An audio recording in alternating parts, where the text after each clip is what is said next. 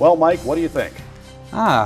Yes, I would have to call your composition interesting, shall we say. I think it could be one of the numerous concepts we consider for your upcoming campaign, Clark.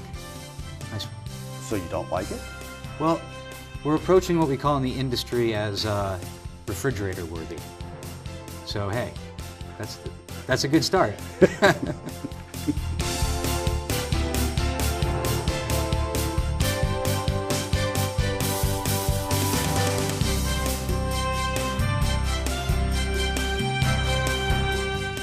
Hi, and welcome to Service Above Self. I'm Clark Mason.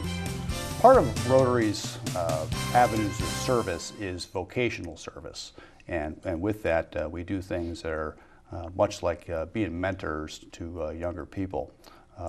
So in that vein, today we're here to speak about the career of graphic design with Mike Marchand of HR Communications. Mike, welcome to the show.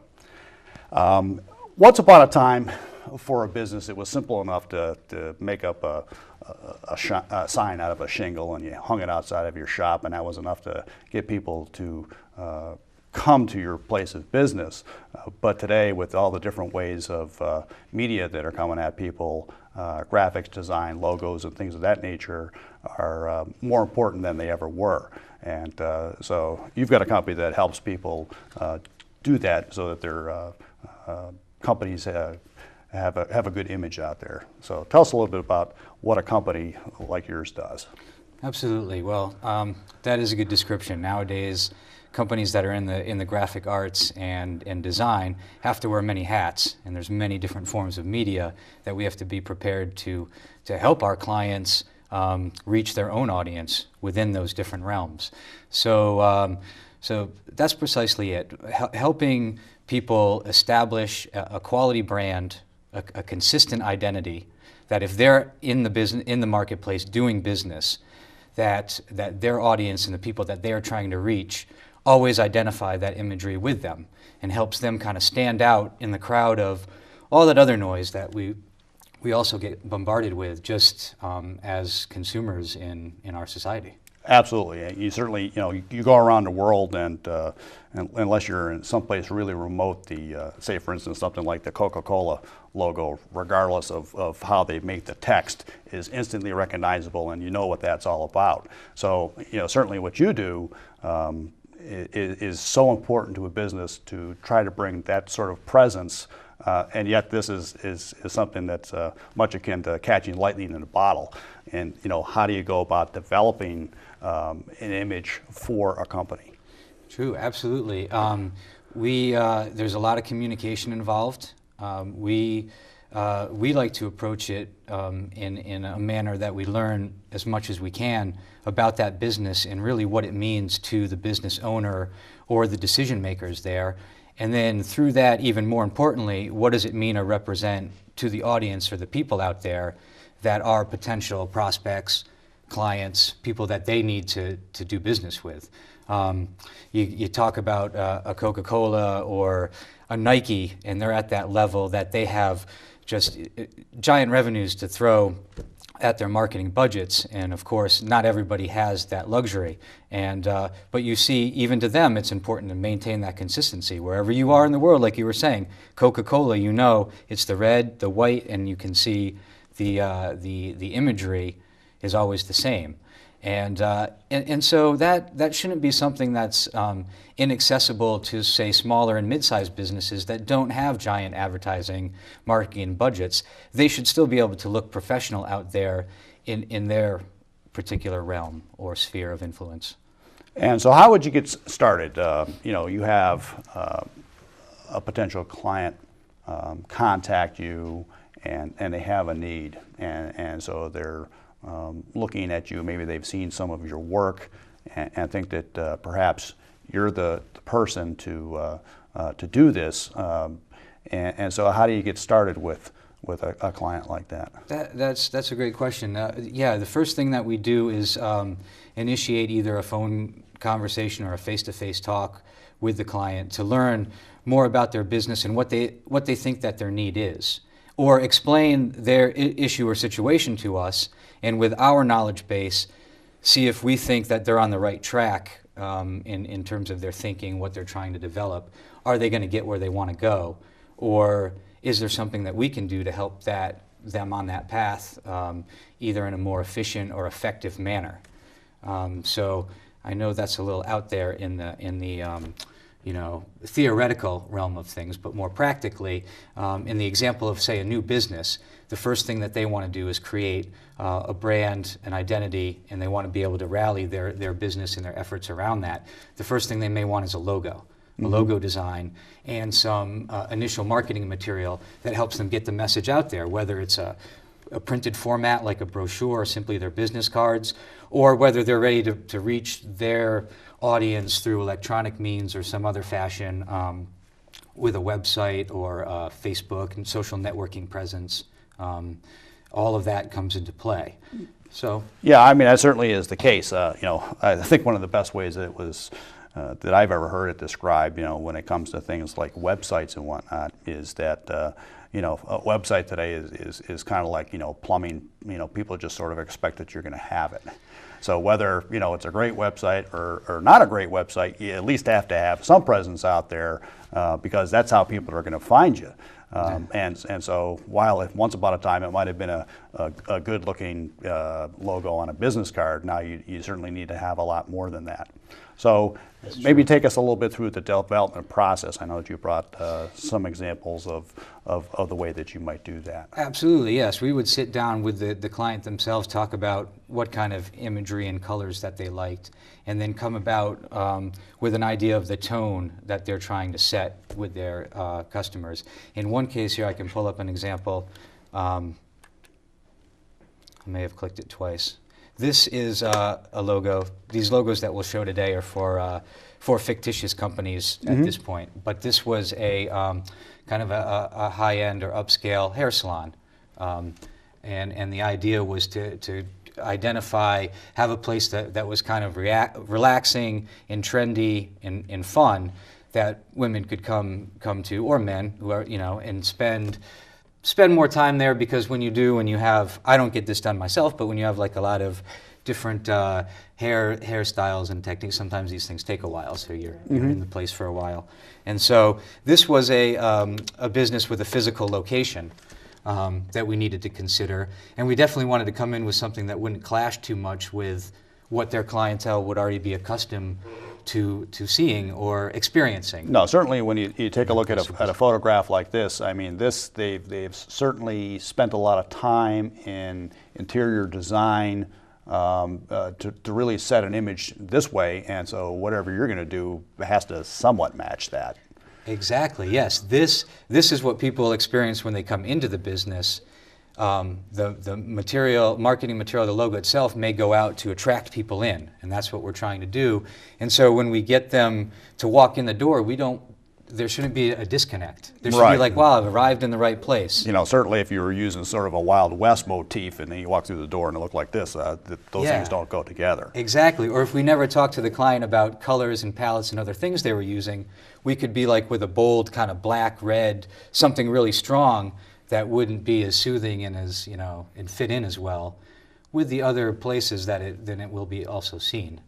And then for this, taking that logo, and once it's used on a business card or something, then also, in this case, the client would need menus of their services, and so this, just to kind of go along with that. Now, this was kind of a glimpse at the process when we came up with our final design.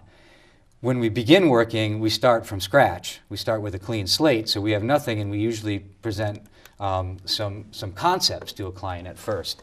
So here's another example of a company, and just a background. This company was, we're big supporters of nonprofit efforts and the environment and certain causes. This was a company that was intention was to do surveys of homes for energy efficiency and basically conduct an audit of places where the homeowner could do improvements, and that was basically the idea. So we wanted something that tied in a little fun but also earthy in the environment, and we came up with different examples to show this particular client. To begin the discussion, then talk to them about what they like. If they like these colors together, okay, we can, this is how we narrow it down. If they like this, sometimes things immediately fall off the table. As soon as you see it on paper, you're like, no, I definitely know I don't want that. And that's good, that's feedback for us. As a client, you should feel empowered to do that. It's like if you were picking out the clothing that you were gonna wear. It's a way you're gonna present yourself. It should show what you want to people. That's our mentality behind it. I would say that can be a delicate balance sometimes too, in the sense that perhaps what they want may not be the best way to get their message out there, but after all, they are paying the bill. So it's that is true. Then, in that point, we have a delicate conversation about the audience, and that's where that's my idea to kind of steer it. Understanding somebody's taste may be very different from the audience, and I use these two very, kind of weird examples, but maybe somebody whose personal taste is more along the lines of hot rods and biker style, but has a product that appeals to housewives or something. Perhaps that individual style shouldn't go into the marketing pieces because it won't appeal to that audience. Tattoos and skulls and fire may not play with the mother looking for the next nutritional solution for her family or something. Now, interestingly enough, of course, you brought up all these aesthetics of the artwork, and oddly enough, you yourself are not an artist. Correct. So, how do you yourself come to this business, and what is it that you bring to the business that, what we might traditionally expect for meeting with somebody, an artist, would do? Absolutely. That's very interesting. Yes, my business partner is the artist. Always has been. It's my brother Tim. Yes, we get along and we're in business together, and we don't strangle each other. But he's always been the artist of the family. Well, if Evans destroyed Christmas, yes, then you must be doing something right. Exactly. My background is more from a writing standpoint, and also I guess more of on the business side. And it's a good pairing because I think in order to achieve certain levels of the graphic design and graphic arts, you need to become a real specialist in that skill set, and have that eye for art and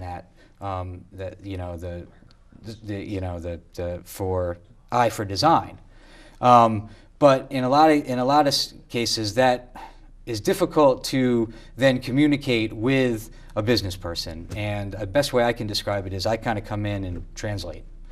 And my role in the company would be, if a project had a greater marketing message that was needed, I would be involved in the writing and construction of that. But then from the presentation and discussion of the concepts, what we're trying to accomplish, I help bridge that gap between the artwork and the business need. Yeah, and that's certainly a very important thing.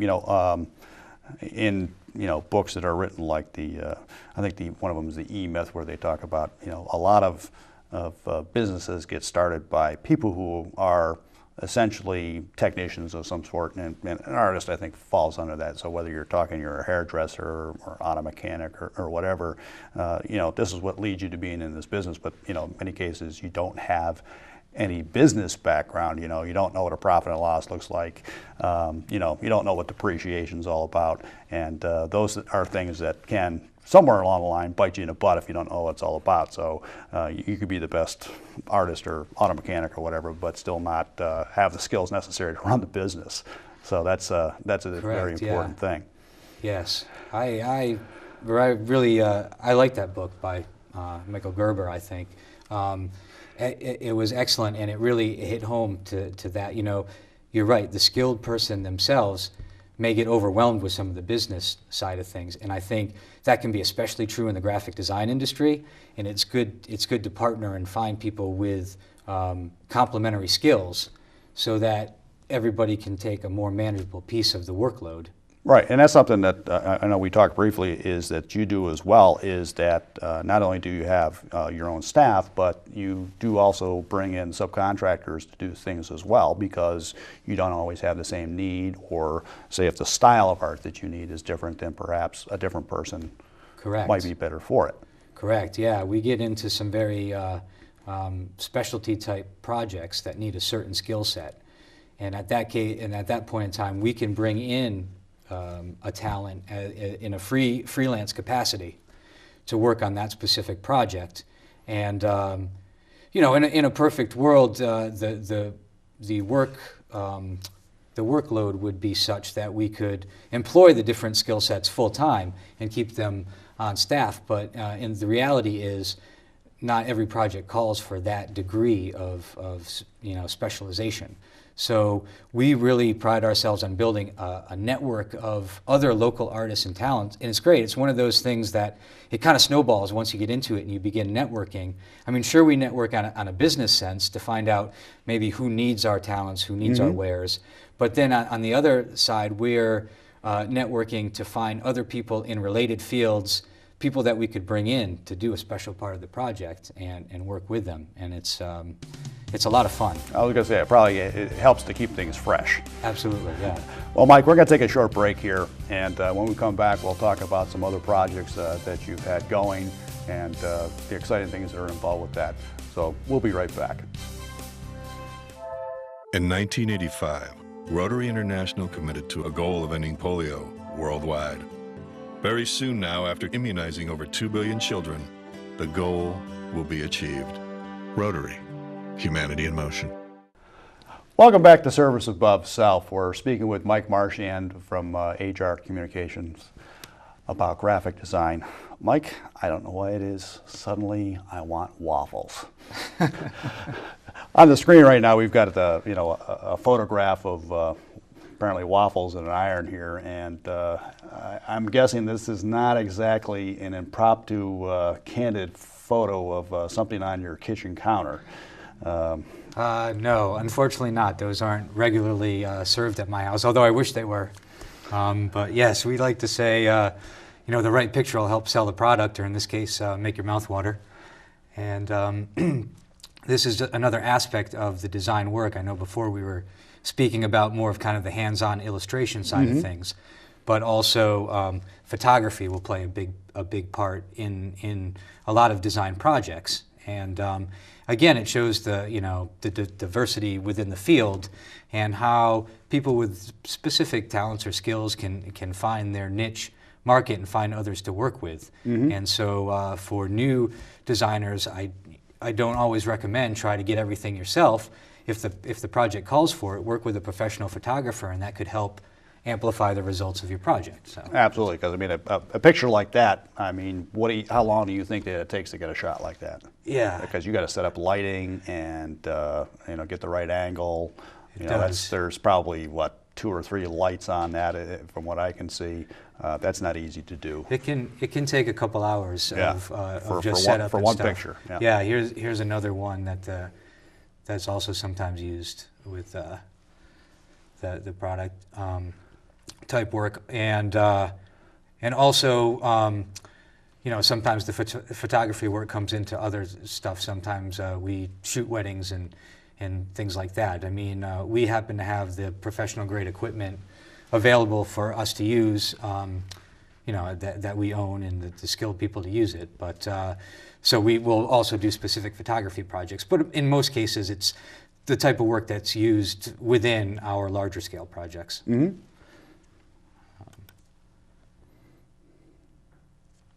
Got some others just having fun. Certainly a stylized type of thing there with the kind of a themed wedding. Yeah, sometimes people put a little theme to their wedding and they want a little style. This was our Southernly Gentleman shot. In black and white. Yes. Which we love the photography work because sometimes it takes you to new and different places. We traveled to this wedding down south to shoot it.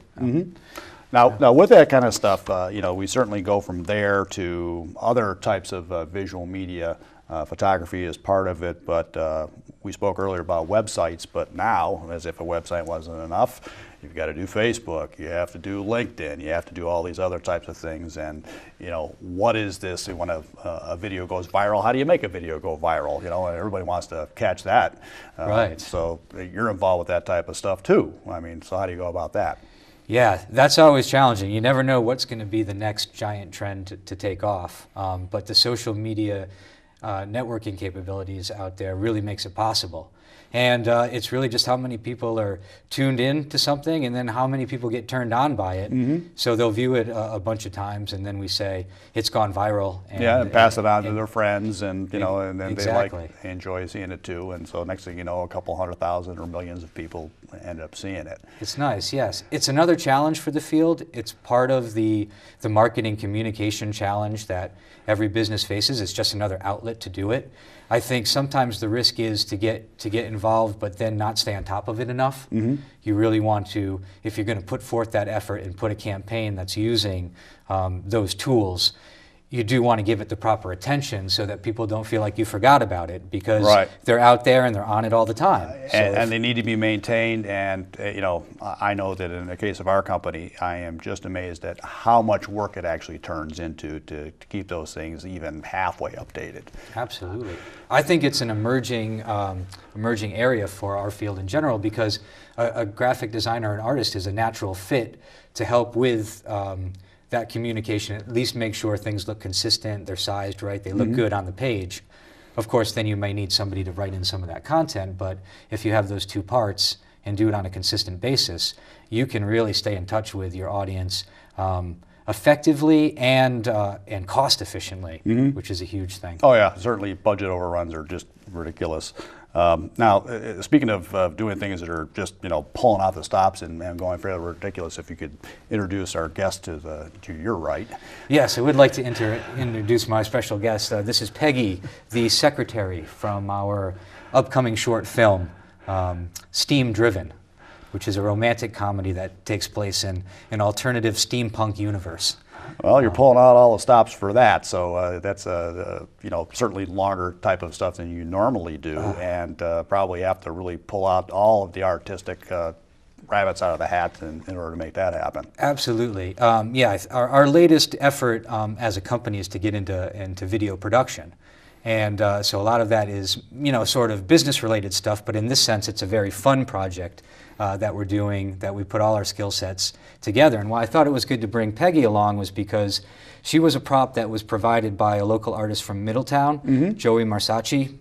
He's an artist by the character name of Dr. Grimm, and he has a laboratory, and he does amazing original pieces that appear in film and other artistic locations. And he specially designed Peggy to be No, in our it's film. very amazing when you take a look at the handiwork that's been done in all of that metal, into all the articulated pieces and you know, old gears and things of that nature. It's pretty amazing and a juxtaposition to something that's supposed to take place in the future. You know, it's Yeah. sort of an interesting thing.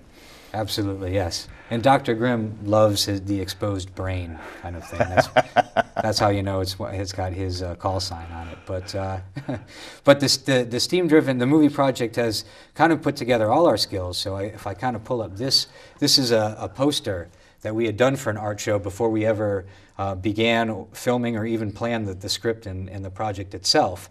But these two characters were gracious enough to be in a photo shoot for us to help us with this project.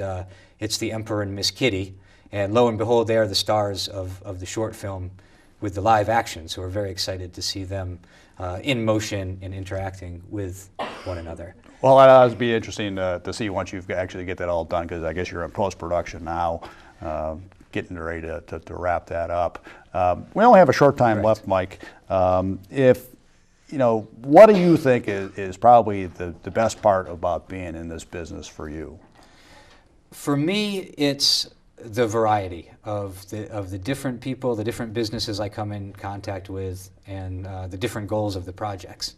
I began getting involved in this type of work by being involved in the financial services industry, and it was a great place to learn the skills in the trade, but it became pretty consistent after a while of exactly what we could put out there, and then, you know, what compliance and the legal department would let us put out there. And that's never as much fun when you have rules. So always something new every day. So that's probably the best thing. So I love it. I love no rules or the rules of the businesses themselves, but they're also different, that they're a lot of fun from very different industries that we work with now. Well, Mike, that's just about all the time that we have for tonight. Thanks for coming on in. Here, as we end the show, we're going to give you a little bit of a look at this crazy project that Mike's been working on here at the end of the show. And as always, for those of us at Service Above Self, go out there and find a worthy cause and lend a helping hand.